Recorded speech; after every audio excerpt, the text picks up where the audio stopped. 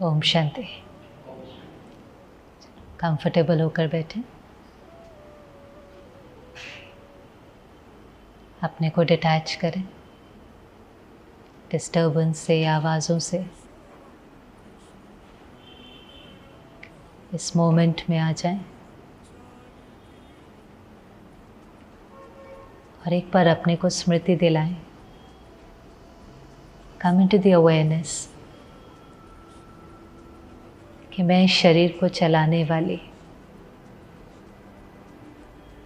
एक आत्मा हूँ, एक स्पिरिचुअल बीइंग हूँ। ये बॉडी मेरा व्हीकल है और मैं इसको चलाने वाली ड्राइवर हूँ।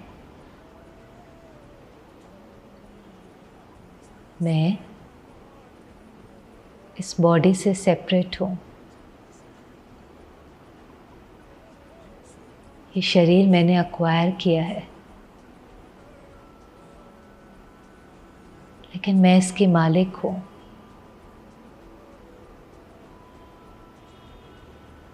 मैं इन आँखों द्वारा देखती हूँ, कानों द्वारा सुनती हूँ, इन कर्मेंद्रियों से क्या करना है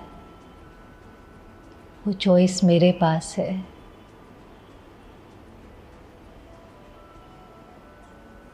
इसको फील करें। I am the master of this body. I have a choice. मुख से क्या बोलना है, हाथों से क्या कर्म करने हैं। I have a choice. मालिक बनकर इस शरीर से कार्य कराएं।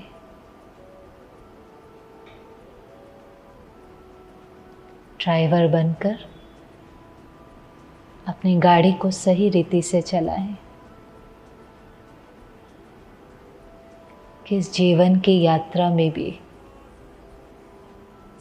कोई एक्सीडेंट ना हो, कोई कॉन्फ्लिक्ट ना हो और हम जीवन की यात्रा को भी एंजॉय कर सकें। ओम शांति।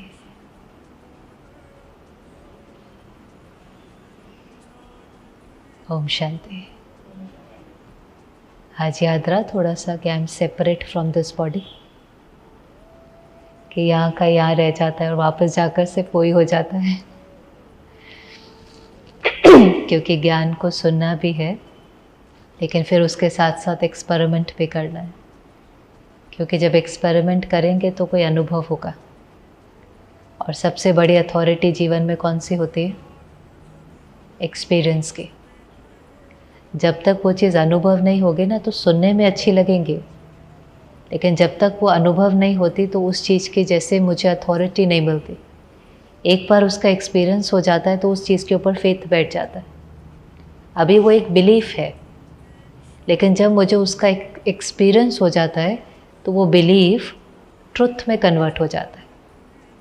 हमें कई लोग कई बातें सुनाते हैं, हम सुनते हैं, लेकिन हमारे लिए वो सत्य का बनता है जब वो चीज़ मेरे लिए वर्क करती है। और जब वो मेरे लिए वर्क करती है तो फिर सारी दुनिया भी कुछ कहे, मुझे उसके ऊपर 100% फेथ होता है। जैसे आपने चीनी टेस्ट करी, आपको पता है मीठी है। आप कोई भी कहे कड़वी है, खट्टी है, आप मानेंगे? क्योंकि वो आपका एक्सपीरियंस है कि चीनी कैसी है, मीठी है। ऐसे ही जो जो बातें हम यहाँ सुनते जाते हैं, उसके साथ अगर एक्सपेरिमेंट नहीं करेंगे तो एक्सपीरियंस नहीं होगा। और ये लाइफ है ही एक लैबोरेटरी की तरह, जिसमें इस जर्नी में जितना जितना हम एक्सपेरिमेंट करते जाएंगे तो हमें भी कुछ ना कुछ नए एक्सपीरियंसेस होते जाते हैं। तो कल हमने देखा कि आत्मा ड्राइवर है और शरीर क्या है? गाड़ी है। और आत्मा ड्राइवर बन करके इस गाड़ी को जैसे चलाना चाहे चला सकती है। आप ड्राइव करते हैं, कौन कौन ड्राइविंग जानता है? जब आप सड़क पर ड्राइव करते हैं तो आपका पर्पस क्या रहता है? कितने लोग हैं, कितनी भीड़ है? एक रोड पर भी ड्राइव करना अभी इतना इजी नहीं है ना, केयरफुल होना पड़ता है कि नहीं होना पड़ता है? आप ड्राइव कर रहे हैं बिजी रोड से, आपका अंदर में लक्ष्य क्या रहता है? सब तरह के ड्राइवर मिलते हैं कि नहीं मिलते हैं? मिलते हैं ना। रॉन्ग साइड से चलाने वाले, गलत ओवरटेक करने वाले, फास्ट चलाने वाले, ज़्यादा हॉर्न बजाने वाले। मन कई बार कहेंगे भी, किसने इनको गाड़ी दे दी, किसने इनको लाइसेंस दे दिया, कैसे इनको लाइसेंस आता है ना। लेकिन सब कुछ होने के बाद भी आपका पर्पस अंदर क्या होता है कि मुझे किसका ध्यान रखना है? किसका ध्यान रखना है? मेरी गाड़ी को कुछ नहीं होना चाहिए, मैं और मेरी गाड़ी डेस्टिनेशन तक कैसे पहुंच जाए? सेफली पहुंच जाए।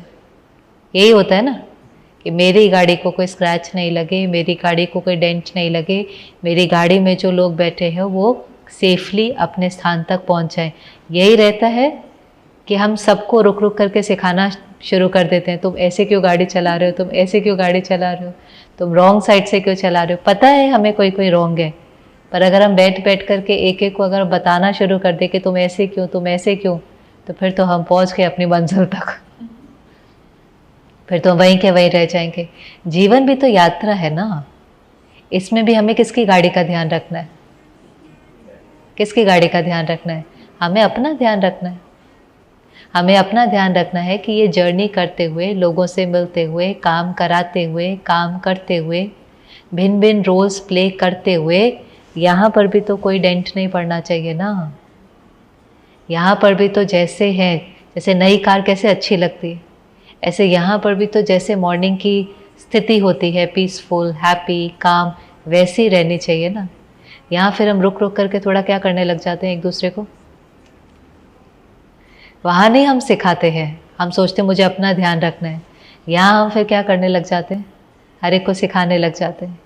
बहुत एनर्जी चली जाती है सबको सिखाने में, और सब मेरे अनुसार करें।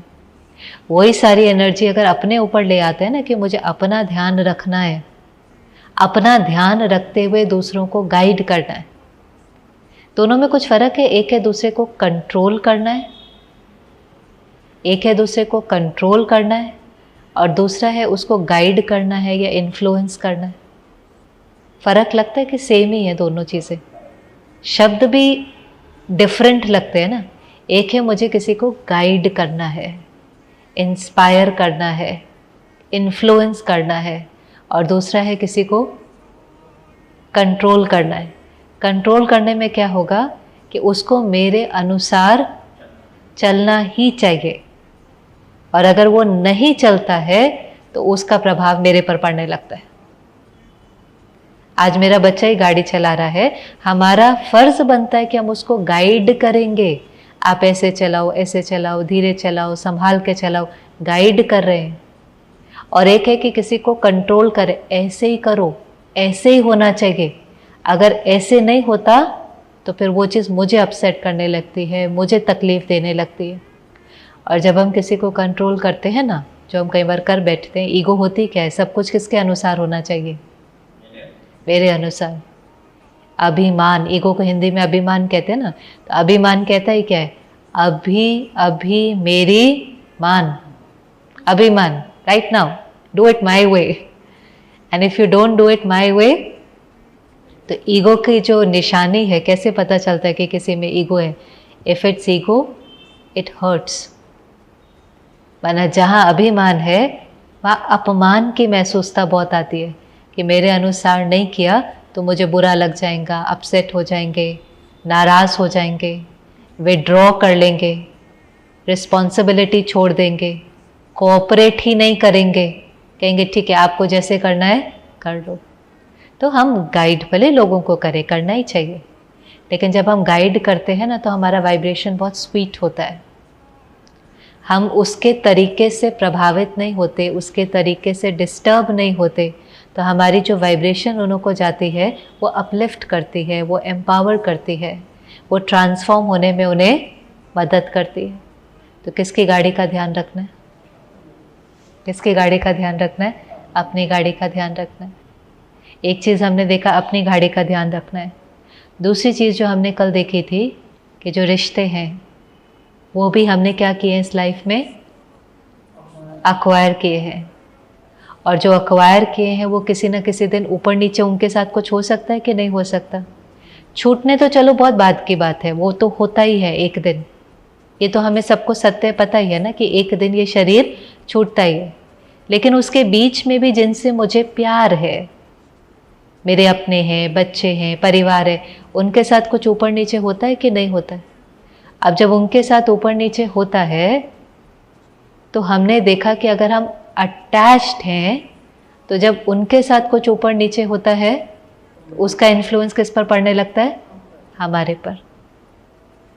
इसलिए हमने देखा कि रिश्तों में भी कैसा होना ज़रूरी है? कैसा होना ज़रूरी है?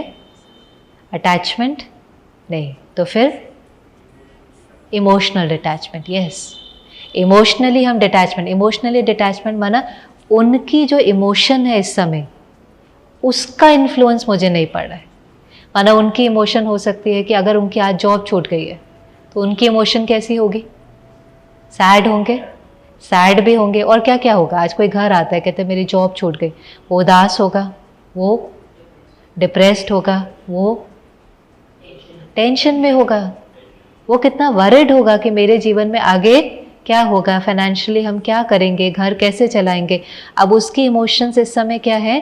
वो सैड भी है, वो डिप्रेस्ड भी है, वो वरिड भी है, थोड़ा थोड़ा वो फियर में भी होगा कि पता नहीं मुझे अभी अगली नौकरी मिलेंगे कि नहीं। अब ये उसकी इमोशंस हैं और मैं कहता हूँ मुझे उससे बहुत प्यार है। और कई बार तो दुनिया में अगर कोई परेशान है, कोई थोड़ा सा दर्द में है और उसको देख करके दूसरा बड़ा स्टेबल है तो लोगों को अच्छा नहीं लगता है। कहते इनको मेरे से लगता है प्यार ही नहीं है, देखो ना ये कितने दर्द में, इनको तो कोई फर्क ही नहीं पड़ रहा है। तो हमारी प्यार की डेफिनेशन भी थोड़ी थोड़ी बदलती जा रही है। हमें लगता है प्यार है ना, तो अगर ये दर्द में है तो हमें भी कैसा होना चाहिए? दर्द में होना चाहिए। पर अगर वो भी फियर, वरिड, सैड, डिप्रेस्ड है और मुझे उनसे प्यार है तो मैं भी फियर, सैड, वरिड, डिप्रेस्ड हो जाऊं, तब दोनों बीमार हो जाएंगे तो ठीक कौन करेगा? दोनों बीमार हो जाएंगे तो ठीक कौन करेगा? तो इसलिए इमोशनली डिटैच्ड माना उसका वाइब्रेशन मेरे ऊपर इन्फ्लुएंस ना करे। हो सकता है? पॉसिबल? पॉसिबल? क्या करना पड़ेगा उसके लिए? एक है शब्द डिटैच, बहुत प्रैक्टिस लगती है इसमें। बार बार अपने को याद दिलाना पड़ता है कि मुझे अपना रोल ठीक से प्ले करना है।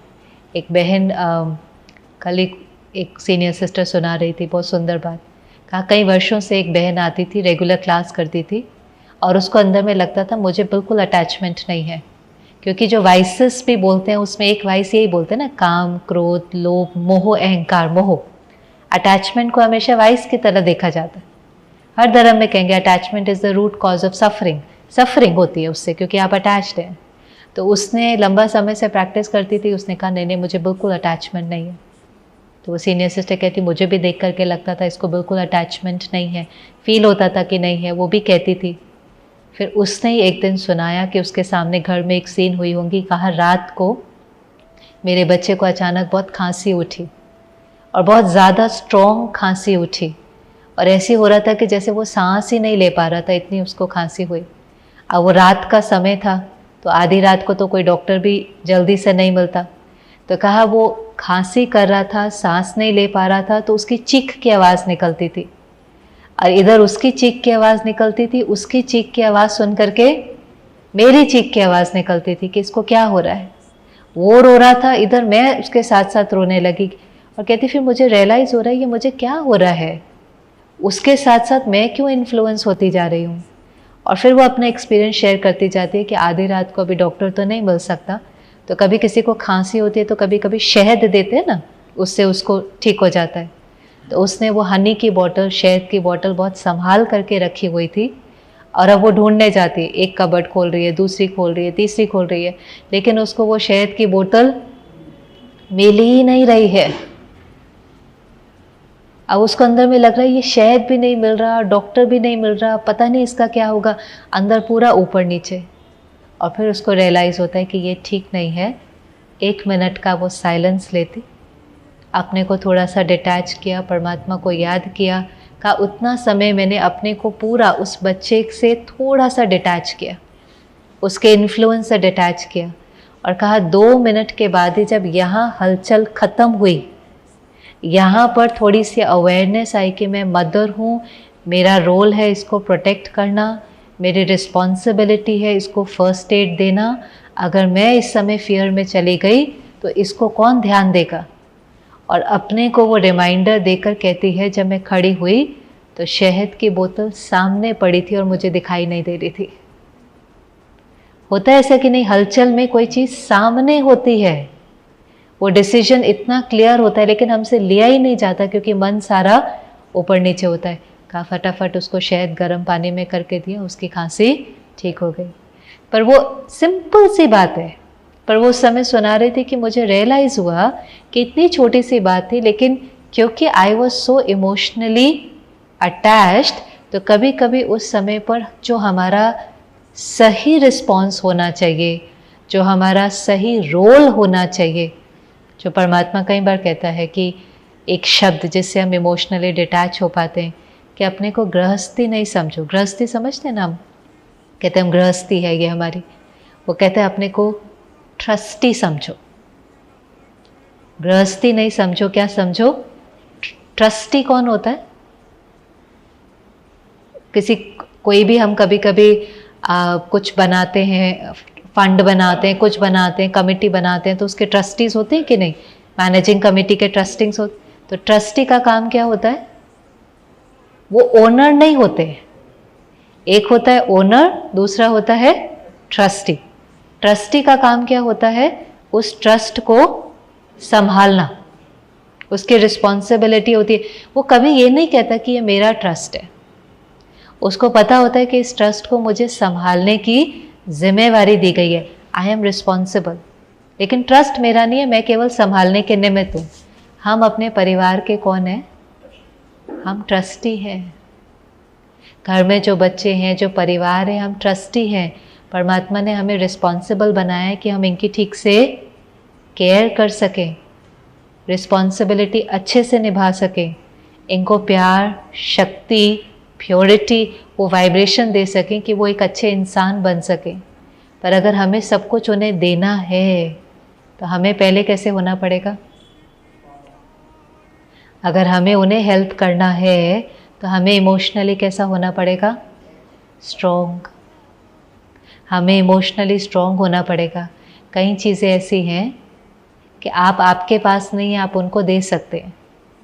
कई पेरेंट कहते हैं हमने ना बड़ी अच्छी एजुकेशन नहीं ली, पर हमारी दिल होती है कि हम अपने बच्चों को बहुत अच्छी एजुकेशन दे पाते हैं। हमने कभी इतने इतने महंगे कपड़े नहीं पहने, हमें दिल होती है कि वो पहने, दे पाते। मेरे पास नहीं था, लेकिन मैं चाहता हूँ कि उनको इन चीज़ों का लाभ मिले, बेनिफिट मिले। पर खुशी ऐसी चीज़ नहीं है, शांति और शक्ति ऐसी चीज़ नहीं है कि आपके मेरे पास नहीं है पर मैं उनको देना चाहता हूँ। अगर आपको किसी को खुशी देना है तो उसके लिए आपको क्या होना पड़ेगा? उसके लिए खुश रहना पड़ेगा। ऐसा नहीं हो सकता आप अंदर से उदास हैं और आप किसी को खुशी दें। ये वाइब्रेशन है जो आपसे उनको जाएगा। I can pretend but they know. हम ऑफिस से आ सकते हैं, चिंता में आ सकते हैं, स्ट्रेस में आ सकते हैं, चेहरे पर एक स्माइल वेयर कर सकते हैं, लेकिन वो हमारे चेहरे को भी देखेंगे पर उनको पहुंचेगा क्या? हमारा चेहरा देख रहे हैं, हम उनसे प्यार से बात भी कर रहे हैं, पर अंदर में किसी चीज़ का स्ट्रेस है, अंदर में किसी चीज़ की चिंता है, तो वो वाइब्रेशन पहुंचेगा कि नहीं पहुंचेगा? तो वाइब्रेशन उनको पहुंच रहा है फियर का, वाइब्रेशन उनको पहुंच रहा है स्ट्रेस का, वाइब्रेशन उनको पहुंच रहा है वरी का, और भले चेहरे पर स्माइल है।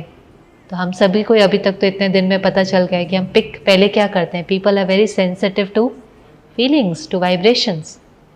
और इसलिए आपको अगर अपने परिवार को खुशी देनी है जो हर एक का अंदर में दिल तो होती है, लक्ष्य तो होता है ना। आप खुश रहे बिना उनको खुशी नहीं दे सकते, आप शांत हुए बिना उनको शांति नहीं दे सकते, आप अपना ध्यान रखे बिना उनको सपोर्ट नहीं कर सकते। किसी भी चीज़ में जब हमें हेल्प करनी होती है, सेफ्टी का पहला रूल ही क्या होता है? आपको किसी को हेल्प करना है, आज कहीं आग लगी हुई है, हम बुलाते हैं ना फायर फाइटर्स को, फायर ब्रिगेड को, वो पहले क्या करते हैं? पहले तो खुद की सेफ्टी करते हैं ना।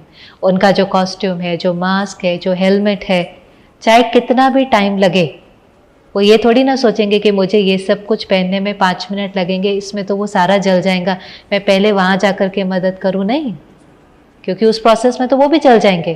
तो कितना भी टाइम लगे, लेकिन पहले किसको प्रोटेक्ट करते हैं? पहले खुद को प्रोटेक्ट करेंगे। आज कोई डूब रहा है, वो बचाने वाले होते हैं ना, उनको बचाने से पहले किसका ध्यान रखेंगे? लाइफ जैकेट पहनेंगे या जो भी कुछ है, सेफ्टी का मेजर लेकर ही तो बचाएंगे ना। आज हमारे डॉक्टर्स हैं, आप हॉस्पिटल में जाओ, कोरोना डेडली डिजीज़, अनेक लोग मर रहे हैं, लेकिन तो भी वो बचा रहे हैं, अपनी ड्यूटी निभा रहे हैं कि नहीं? पर वो किसी के पास जाने से पहले क्या करेंगे? सबसे पहले तो वो पीपीई किट पहनेंगे ना, प्रोटेक्शन किट पहनेंगे, मास्क पहनेंगे, उसके बाद जाएंगे किसी को हेल्प करने। और जब वैक्सीन भी आई तो गवर्नमेंट ने क्या डिसाइड किया कि सबसे पहले किसको देनी है? जो बचाने वाले हैं, सबसे पहले किसको देना शुरू किया? हेल्थ वर्कर्स को। हेल्थ वर्क, वो प्रोटेक्टेड होंगे, वो सेफ होंगे, तो वो औरों की जान बचा सकेंगे। जो फिजिकल लेवल पर होता है वो इमोशनल लेवल पर होता है। अगर मुझे किसी को इमोशनली प्रोटेक्ट करना है, इमोशनली स्ट्रॉन्ग बनाना है, तो हम अगर अपना ध्यान नहीं रखेंगे तो हम उनका ध्यान रख ही नहीं सकते। और कभी कभी हम कई बार कह देते हैं ना, नहीं हाँ ये सब कुछ अच्छा है, मेडिटेशन करना चाहिए, इमोशनली स्ट्रॉन्ग बनना चाहिए, नहीं बहुत अच्छा है, लेकिन क्या करें ना, मेरे पास टाइम नहीं है। कई लोग कई बार ये कह देते हैं कि मेरे पास टाइम नहीं है। तो एक्चुअली हम क्या कह रहे हैं कि मुझे किसके लिए टाइम नहीं है? आज अगर आपको किसी से बहुत प्यार है, आप कहेंगे मुझे आपसे प्यार बहुत है, लेकिन मुझे आपसे बात करने का टाइम नहीं है, आपसे मिलने का टाइम नहीं है, आपको मदद करने का टाइम नहीं है, तो फिर वो क्या रिश्ता है? आज हमारे पास अपने लिए टाइम नहीं है, तो अगर हम अपना ध्यान नहीं रखते या अपने को स्ट्रॉन्ग नहीं बनाते, तो हम क्या किसी का ध्यान रख पाएंगे? क्योंकि किसी को पूछो ना, आप प्रायोरिटाइज करो, तो पूछो उनको कभी कि आपके लिए सबसे इम्पोर्टेंट क्या है? तो नेचुरली जो पहली चीज़ मेजॉरिटी लोग कहते हैं कि मेरे लिए सबसे इम्पोर्टेंट मेरा फैमिली है। कहीं कोई आएगा, मेरी फैमिली सबसे इम्पोर्टेंट है, मेरी फर्स्ट प्रायोरिटी क्या है? मेरी फैमिली। फिर पूछा अच्छा दूसरी प्रायोरिटी क्या है? तो कहेंगे मेरा नेक्स्ट लेवल पर जॉब, मेरा काम। तो मेरी फैमिली हो गई, मेरा जॉब हो गया, और फिर कहा आपके लिए सेल्फ।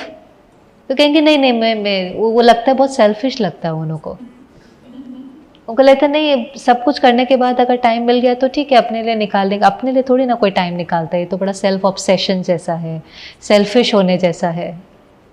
और होता क्या है, क्योंकि हम अपने लिए टाइम नहीं निकालते हैं, अपना ध्यान नहीं रखते हैं, हम अंदर से खाली होते हैं, तो जिनसे हमें सबसे ज़्यादा प्यार है, परिवार से, फर्स्ट प्रायोरिटी, उनको ही सबसे ज़्यादा क्या दे बैठते हैं।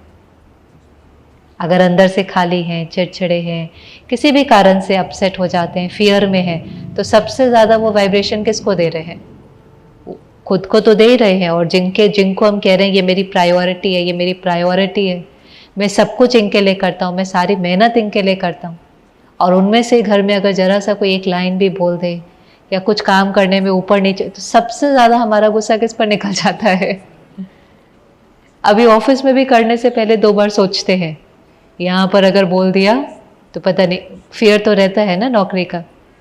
लेकिन जो घर वाले जिनसे सबसे ज़्यादा प्यार है, उनको हम कभी कभी क्या कर देते हैं, फॉर ग्रांटेड ले लेते हैं कि नहीं, हमारा उनके ऊपर निकल जाता है। तो इसलिए कभी भी ये नहीं कहना कि हमारे पास खुद के लिए टाइम नहीं है, ये अच्छी लाइन नहीं है। लोग आजकल बहुत कहते हैं हम बिजी हैं, बिजी हैं, बिजी हैं। फिर ऐसा भी कह देते हैं मेरे पास तो मरने के लिए भी टाइम नहीं है। फिर किसी को कहा आना आना, तो कहेंगे अच्छा जब भगवान की मर्जी होगी ना तो आ जाएंगे, कल नहीं आएंगे तो किसकी मर्जी से। पर रिस्पॉन्सिबिलिटी लेना नहीं चाहते तो हम कई बार कहते हैं उसकी, वो तो बुलाता ही है कि अपने को स्ट्रांग बनाओ, वो तो कहता ही है ना, लेकिन हम वो डिसीजन अपने लिए लें। तो जो हमने पहले देखा कि मालिक बन करके गाड़ी को चलाएं। दूसरी बात, रिश्तों में थोड़े से कैसे हो, थोड़े से नहीं थोड़े से भी नहीं चलेगा, पूरा इमोशनली डिटैच होंगे तो हम उनको हेल्प कर पाएंगे। फिर ये आत्मा क्या अक्वायर करती है, रिश्ते भी अक्वायर करती है, लेकिन रिश्ते से भी पहले क्या अक्वायर करती है, बॉडी अक्वायर करती है। अब होता क्या है, जब हमें अपना ज्ञान नहीं होता ना कि मैं क्या हूँ, वो है मैं, मुझे पता नहीं होता, तो फिर जो जो चीज़ें हम अक्वायर करते हैं हम उसको मैं समझने लगता हूँ। अब मुझे ये याद नहीं रहता कि मेरी बॉडी है, मुझे लगता है मैं ही बॉडी हूँ, and I start identifying with it. और अब मुझे लगता है कि लोग जो मुझे रिस्पेक्ट करेंगे या अप्रिशिएट करेंगे वो किस आधार पर करते हैं कभी कभी, कि मैं कैसा दिखता हूँ, मैं कैसा दिखता हूँ। तो कितना कईयों का अटेंशन, समय, शक्ति, धन किस चीज़ पर चला जाता है, इसको सुंदर बनाने में, विच इज़ ओके। एक है हेल्दी होना, फिट होना, और दूसरा है कि जो चीज़ हमें पता है कि ये शरीर जो है ये पेरिशेबल है कि इम्पेरिशेबल है, ट्रांसफॉर्म होगा कि नहीं होगा एज के साथ, पक्का होता जाता है कि नहीं, धीरे धीरे छोटा बड़ा, फिर कुछ रिंकल्स आएंगे, कुछ हेयर वाइट हो, कुछ कुछ कुछ कुछ वो होगा ना ट्रांसफॉर्मेशन प्रोसेस के नहीं। But if I identify my self with this body, with this beauty और विद लुक्स, जो एक इंडस्ट्री है हमारी पूरी, कि जिसके सारी की सारी जो सेल्फ रिस्पेक्ट है वो किस पर डिपेंडेंट होती है कि हम कैसे दिखते हैं, वो मेरी आइडेंटिफिकेशन बन जाती है। अब जब अगर मेरी सारी की सारी रिस्पेक्ट या अप्रिसिएशन या खुशी उस चीज़ के ऊपर डिपेंडेंट है कि हम कैसे दिखते हैं, तो नेचुरल सी बात है कि ये जो है ये थोड़ा थोड़ा धीरे धीरे जैसे जैसे समय बीतेगा तो ढलने लगेगा। तो अंदर में क्या लगा रहेगा हर समय, डर लगेगा कि नहीं लगेगा, नेचुरल सी बात है ना कि डर लगेगा। सुबह उठ करके अगर कोई स्कार भी हुआ, कोई छोटा सा दाना भी हुआ, तो आप एकदम स्टार्ट फीलिंग अनकंफर्टेबल, अपने से ही अनकंफर्टेबल होने लग जाएंगे, क्योंकि that is my identity, that is who I am, it's what I think, ऐसा मुझे लगता है। और इसलिए कितने सारे लोग हैं कि जब ये चीज़ ढलने लगती है या चेंज होने लगता है तो वो डिप्रेशन में जाना शुरू कर देते हैं। होते हैं ऐसे कई लोग कि नहीं, डिप्रेस्ड होने लग जाते हैं कि नहीं, क्योंकि उनको फियर रहता है और ये तो पेरिशेबल है, तो चेंज होना ही है। और जब चेंज होता है वो चेंज एक्सेप्ट नहीं होता तो उनको कहीं ना कहीं डिप्रेशन होने लगता है। हमारी सारी इंडस्ट्री जो है, कॉस्मेटिक इंडस्ट्री है, लेज़र, बोटॉक्स और पता नहीं क्या क्या क्या, ये इतनी इंडस्ट्री है ना, तो ये किस बिलीफ पर चलती है कि मैं कौन हूँ, ये किस एक बिलीफ पर चलती है। क्यों हमें ऐसा होता है कि ये बिल्कुल परफेक्ट होना चाहिए, क्योंकि ये जितना परफेक्ट होता है हमें बाहर से क्या मिलता है, हमें बाहर से क्या मिलता है, यस, हमें बाहर से अटेंशन मिलता है और एक्सेप्टेंस मिलती है। और लोग हमें क्या करते हैं आजकल, ब्यूटी के ऊपर कितना लोगों से परफेक्ट पिक्चर होनी चाहिए, परफेक्ट स्किन होनी चाहिए, सब परफेक्ट परफेक्ट होना चाहिए, क्योंकि और वो परफेक्शन की कोई डेफिनेशन भी नहीं है, हर एक की परफेक्शन की डेफिनेशन अलग अलग है, लेकिन वो होना चाहिए, क्योंकि जब वो होगा तो वहाँ से मुझे क्या मिलेगा, एक्सेप्टेंस मिलेगी, अप्रिसिएशन मिलेगी, ये सब मिलेगा। अब जब मुझे कोई अप्रिशिएट करता है, मानो कोई कहता है कि आप बहुत सुंदर हो या आप बहुत ब्यूटीफुल हो, कहते हैं such beautiful girl, such beautiful boy, छोटे से ही तो शुरू हो जाता है ये चीज़ भी। ये तो हम बाद में बोलते हैं कि ये बहुत काइंड गर्ल है, हेल्पफुल बॉय है, पहले जो टाइटल्स मिलने लगते हैं वो कौन से, बहुत क्यूट है, बहुत ब्यूटीफुल है, अभी ये टाइटल पहले मिलते हैं। तब ये टाइटल पहले मिलेंगे तो भान उस चीज़ का ही पहले चढ़ेगा ना। सोल को तो किसी ने टाइटल दिया नहीं कि बहुत ब्यूटीफुल पर्सन है, बहुत काइंड है, बहुत कंपैशनेट है, बहुत ऑनेस्ट है, बहुत हार्ड वर्किंग है, वो तो कोई कोई देता है। लेकिन पहले टाइटल कौन से मिलने शुरू हो जाते हैं? बहुत क्यूट है, बहुत ब्यूटीफुल है, तो वो उस चीज़ की कॉन्शियसनेस बैठने शुरू होंगी कि नहीं। अब अगर मुझे किसी से अप्रिसिएशन मिलती है और उसकी अप्रिसिएशन सुन करके मुझे अच्छा लगता है कि नहीं किसी के अप्रिसिएशन से, तो नेचुरली सी बात है कि अगर किसी की अप्रिसिएशन सुन करके अच्छा लगेगा तो कल अगर कोई क्रिटिसाइज करेगा तो फिर मुझे बुरा भी लगेगा। तो ये तो मेरी सारी की सारी खुशी किसी दूसरे के ऊपर डिपेंडेंट हो गई कि नहीं हो गई, तो फिर तो जीवन फियर में जाएगा। फिर तो हम एक स्लेव की तरह जीवन जिएंगे और सारा समय हमारा हाथ कैसा रहेगा? चाहिए आप मेरे से प्यार से बात करो, आप मुझे अप्रिशिएट करो, आप मुझे लाइक करो।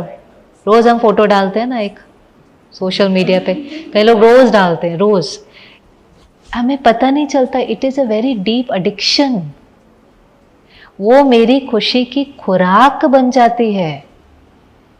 अब वो एक्चुअली कैसे वो वर्क कर रहा है हमें उससे पता नहीं चलता। एक्चुअली कोई मुझे अप्रिशिएट कर रहा है और मुझे बहुत अच्छा लग रहा है। किसी ने कहा कि आप बहुत सुंदर हो और मुझे बहुत अच्छा लगा। कैसे अच्छा लगता है? क्या होता होगा अंदर में? What is happening? मैंने कोई नई ड्रेस पहनी और किसी ने कहा आप बहुत सुंदर लग रहे हो।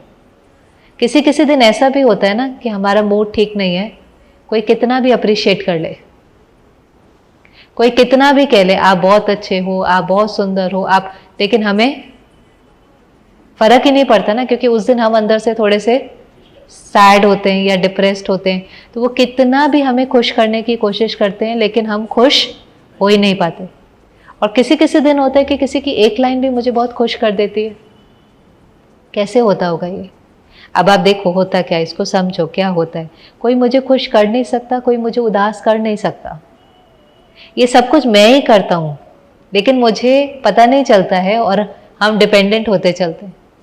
आज अगर कोई कहता है आप बहुत सुंदर हो, आपकी ड्रेस बहुत सुंदर है, अब मैंने वो लाइन सुनी और अगर मेरा ध्यान नहीं गया तो वो लाइन कुछ नहीं करेगी, लेकिन मुझे तो उस चीज़ की एक्सपेक्टेशन थी ना। मैंने तो नई ड्रेस पहनी किस लिए थी? कभी कभी, see I am not saying everybody but mostly, मैंने वो नई ड्रेस पहनी किस लिए थी कि अभी कोई कुछ कहे तो सही ना। एक बहन ने मुझे कहा एक ही ड्रेस थोड़ी ना बार बार पार्टी में पहन सकते हैं, नहीं पहनेंगे, कुछ चेंज होगा तो कोई कुछ। खुशी के लिए कितना खर्चा करना पड़ता है ना, आजकल खर्चा बहुत है। सिर्फ किस लिए इतना खर्चा हो रहा है? एक पीछे रिसर्च में आया था कि जो डिप्रेस्ड लोग होते हैं वो शॉपिंग बहुत करते हैं, क्योंकि उन्हें वो जो शॉपिंग है वो एक थोड़ा किक देती है, एक हाई की फीलिंग कराती है। एक व्यक्ति बिलियनर था, किसी ने सुनाया, और बहुत डिप्रेस था, तो उसी दिन एक दिन में जाकर के उसने एक लग्जरी कार भी खरीद ली और एक प्राइवेट जेट भी खरीद लिया और एक किक उसको मिला। लेकिन अगले दिन ही उसको रियलाइज हुआ कि वो उसको अफोर्ड नहीं कर सकता है। पर वो एक हाई, वो किक लेने के लिए, अब होता क्या है कि जैसे ही हमने वो नई ड्रेस पहनी और किसी ने हमें अप्रिशिएट करके कहा कि आप बहुत अच्छे लग रहे हो या बहुत सुंदर लग रहे हो, तो ये मन क्या करता है? सोचना शुरू करता है। और ये मन क्या सोचना शुरू करता है? अब ये मन को एक ट्रिगर मिल गया ना, एक स्टिमुलेंट मिल गया। कैसे खुशी मिली? उनकी लाइन नहीं आपको खुशी दे सकती है, वो फीलिंग मुझे अंदर क्रिएट करनी पड़ेगी। और वो फीलिंग कैसे क्रिएट होगी? जब तक मैं कुछ सोचूंगा नहीं तो वो फीलिंग कैसे क्रिएट होगी? तो उन्होंने कहा आप बहुत सुंदर लग रहे हो, ये ड्रेस बहुत अच्छी है, तो आपका मन क्या कहना शुरू करता है? मैं सुंदर लग रहा हूँ, ये ड्रेस मेरे को सूट कर रही है,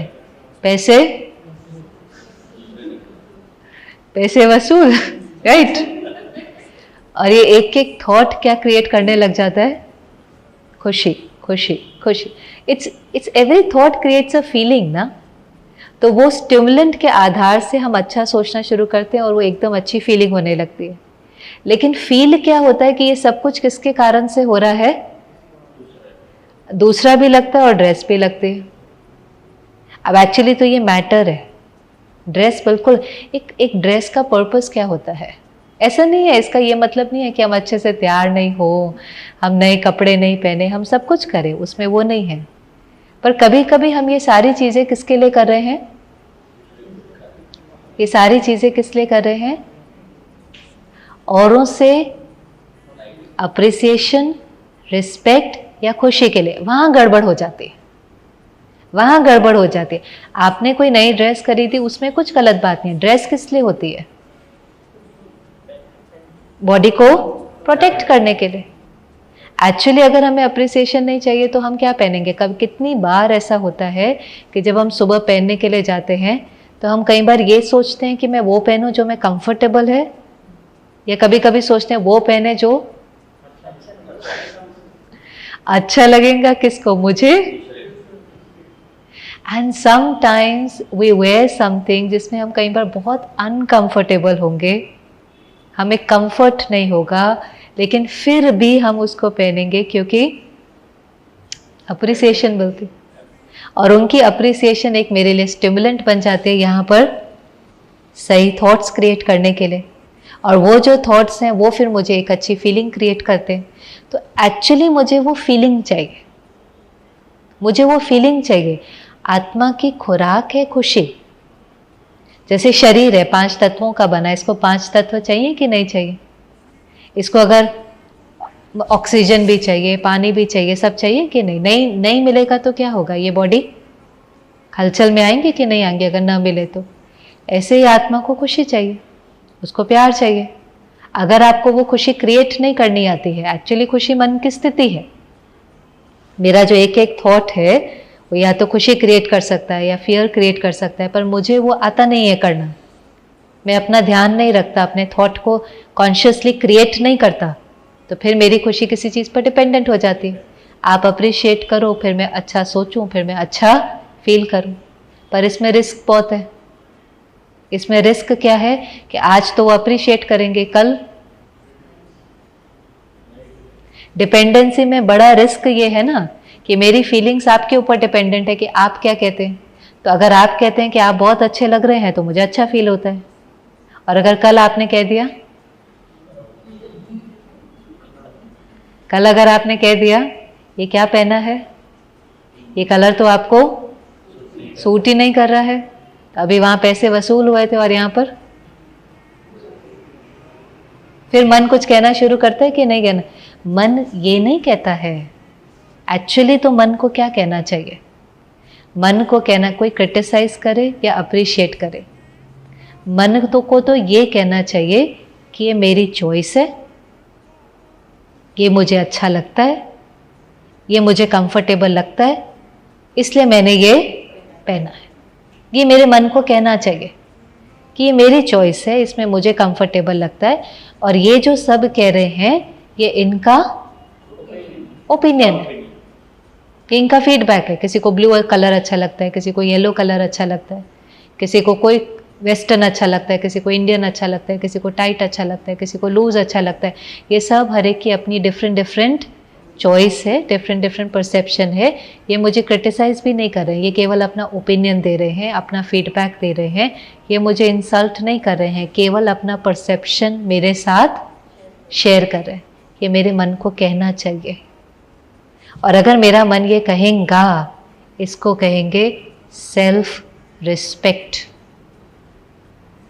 हम क्या कहते हैं? रिस्पेक्ट माना ही क्या है कि ये मुझे बहुत रिस्पेक्ट करते हैं, माना ये मेरे से बहुत अच्छे से व्यवहार करते हैं, मेरी हर बात मानते हैं, ये मुझे रिस्पेक्ट करते हैं, माना ये मेरे से ठीक से बात करते हैं। सेल्फ रिस्पेक्ट, क्या मैं अपने से ठीक से बात करता हूँ? सारा दिन हम अपने से, किसी ने मुझे कहा कि ये कलर आपको सूट नहीं कर रहा है, तो हम अपने से गलत तरीके से जब बात करना शुरू करते हैं तो हम किसको टॉर्चर कर रहे होते हैं? ये एक तरह का टॉर्चर है, एक तरह का सेल्फ अब्यूज़ है।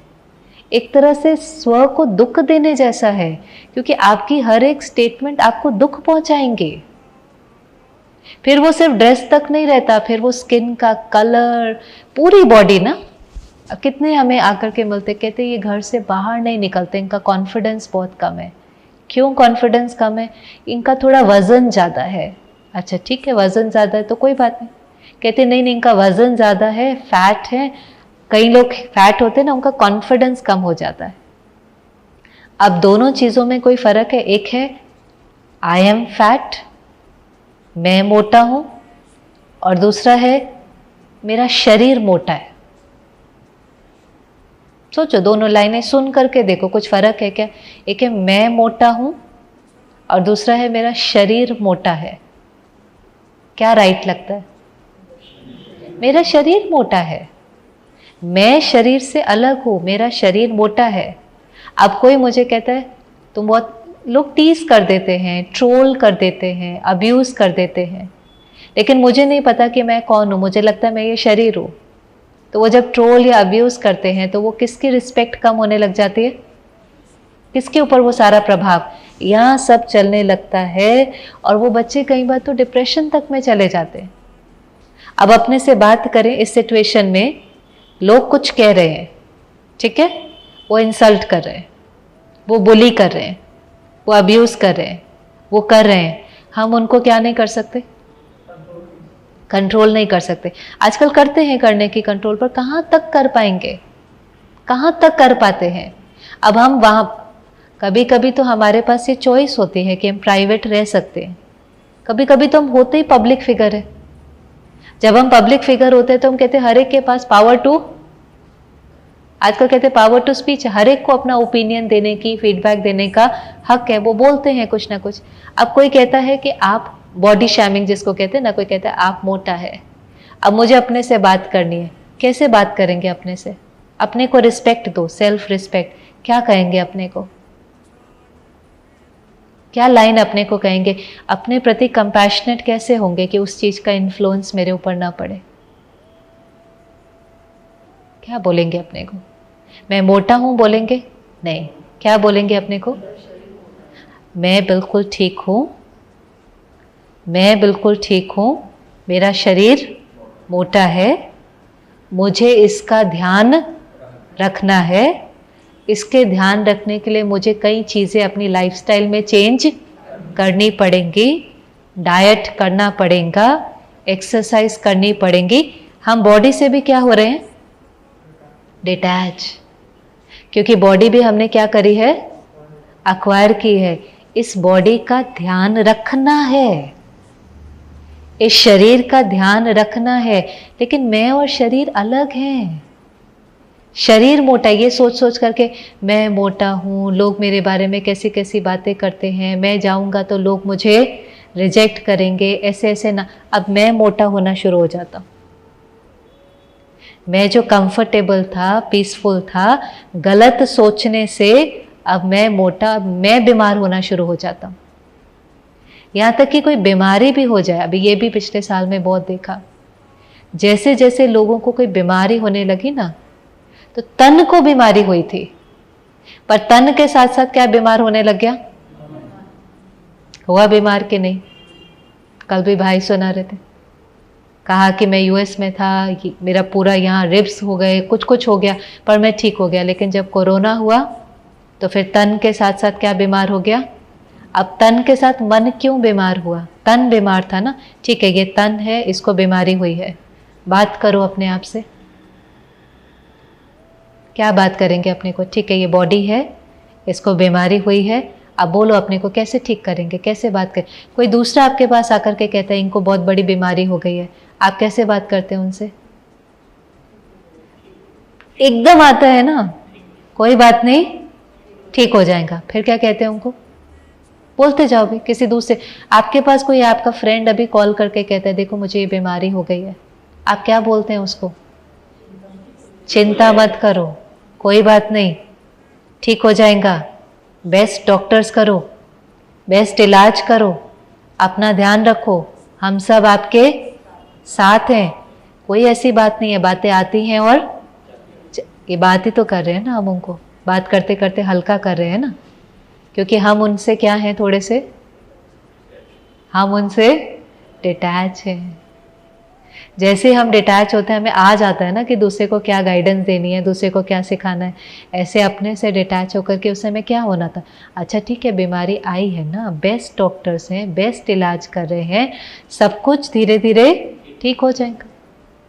लेकिन मन उस समय ये भूल जाता है कि ये मेरा शरीर है, वो समझता है मैं ही शरीर हूँ। फिर वो सोचने लगता है मेरा क्या होगा, मेरे परिवार का क्या होगा। अभी हुआ कुछ भी नहीं है, वो अपना जाना भी सोच लेता है, मेरे जाने के बाद वो क्या। वो बेचारे डॉक्टर उसको ठीक करने की इतनी कोशिश करते हैं, बेस्ट इलाज करते हैं, पर वो मन इतना नेगेटिव सोचता है कि तन हील ही नहीं होता है। इसलिए मेडिकल में भी क्या कहते हैं, हील दाई सेल्फ, हील दाई, माना हीलिंग पावर किसके अंदर है। प्लेसिबो इफेक्ट के एक्सपेरिमेंट सुने आपने, उसमें वो कई बार क्या करते हैं, जैसे 2 पेशेंट है ना, तो किसी को तो कह करके देंगे कि आपको मॉर्फिन दे रहे हैं, पेन किलर दे रहे हैं, और किसी को केवल कहते हैं कि आपको पेन किलर का इंजेक्शन दे रहे हैं, पर देते नहीं है, देंगे कुछ सलाइन वाटर या कुछ, पर उसको बोलते हैं कि आपको क्या दिया है, पेन किलर दिया है। और फिर दोनों को चेक करते हैं, और जिसको पेन किलर दिया भी नहीं है ना, बोला, बस उसको बोला है डॉक्टर ने कि आपको पेन किलर दिया है, और उसको उस चीज़ पर फेथ होता है कि अब मुझे पेन किलर मिल गया है। तो कहा जब उनकी ब्रेन को स्टडी करते हैं तो उनका ब्रेन ही पेन किलर, माना जो एंडोर्फिन या डोपामाइन जैसे जो हार्मोन्स होते हैं वो सिक्रीट करना शुरू कर देता है, और उसका दर्द गायब हो जाता है। माना हमारी बॉडी के अंदर हीलिंग पावर है, पर हम अपनी नेगेटिव सोच से उस हीलिंग पावर को स्टॉप कर देते हैं। तो ठीक है, बॉडी है, उसको प्रोटेक्ट करना है, उसका ध्यान रखना है, पर उसके साथ आइडेंटिफाई करें और सारा समय सोचें कि लोग हमें अप्रिशिएट करें और अप्रूव करें, तो ये तो बहुत डेंजरस है। फिर सारा दिन अपनी बॉडी को दूसरे की बॉडी से क्या करते रहते हैं, कंपेयर करते रहते हैं। फिर कभी इन्फीरियर फील करते हैं, कभी सुपीरियर फील करते हैं। कभी लगता है मैं बहुत सुंदर हूँ, वो कम सुंदर है, कभी लगता है वो बहुत सुंदर है, मैं, तो ईगो इन्फीरियर सुपीरियर का गेम चलता रहता है। फिर अगर इन्फीरियर सुपीरियर फील करेंगे तो सामने वाले को कैसे रिस्पेक्ट करेंगे। आपको अगर फील होता है कि मैं सुपीरियर हूँ, तो नेचुरली नीचे वाले को हम थोड़ा सा ठीक से नहीं देखते। ब्यूटी क्या है, ब्यूटी स्किन डीप थोड़ी ना, एक्चुअली वैसे भी कहते हैं कि 60 के बाद पता चलता है कौन कितना ब्यूटीफुल है। Is she beautiful. कई बार किसी के साथ हम मिलते हैं, old wrinkled face, very kind, फिर हम निकल करके क्या कहते हैं, व्हाट अ ब्यूटीफुल पर्सन।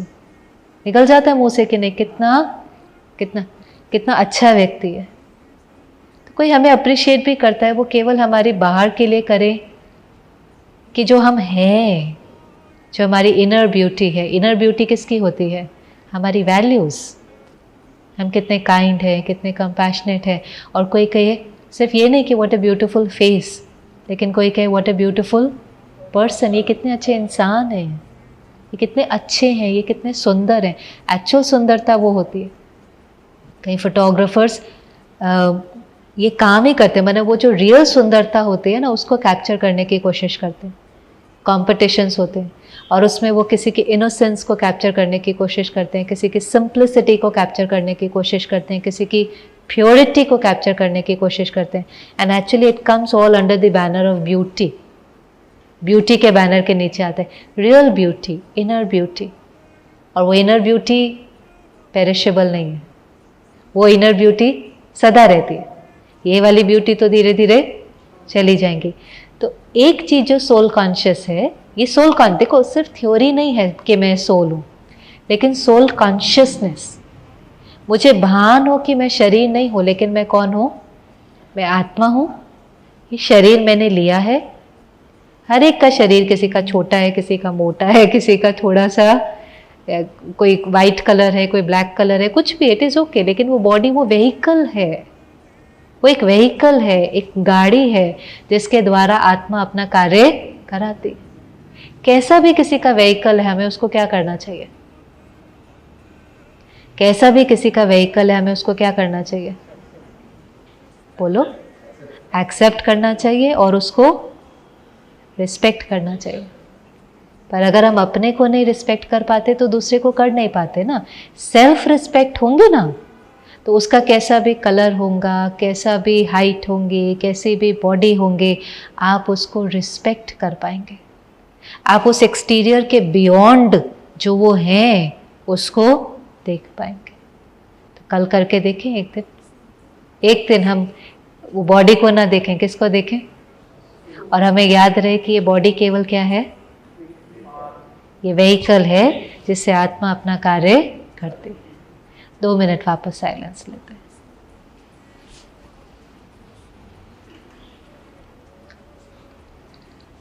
दो मिनट के लिए वापस कंफर्टेबल होकर बैठे और डिटैच होकर अपने आप को देखें। महसूस करें, I am a being of light. मैं आत्मा हूँ जिसने ये शरीर अक्वायर किया है।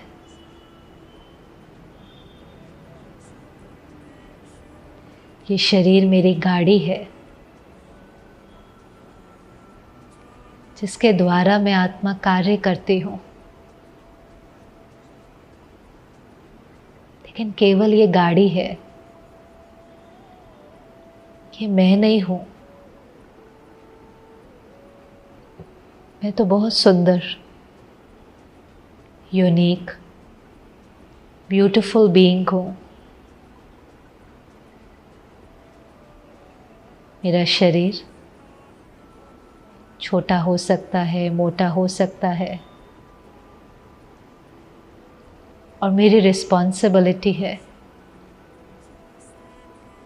इसका ध्यान रखना। लेकिन ये मेरी खुशी का आधार नहीं है।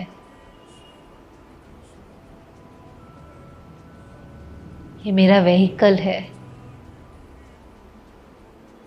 जिसका मुझे ध्यान रखना है। इसके आधार पर अपनी खुशी को डिपेंडेंट ना होने दे, क्योंकि कोई इसको अप्रिशिएट करेगा,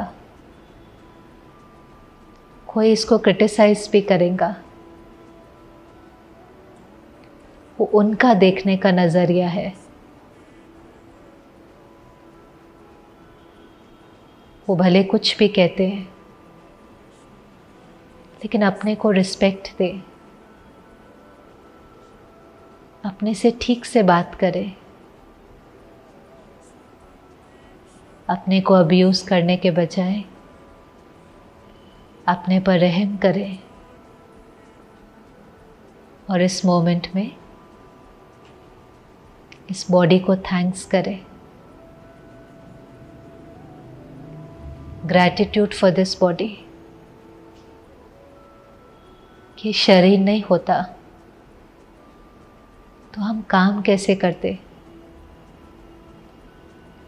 इस शरीर के बिना तो हम कुछ भी नहीं कर सकते। तो इस परफेक्ट बॉडी के लिए, इन आँखों के लिए, इन ऑर्गन्स के लिए थैंक यू। ओम शांति।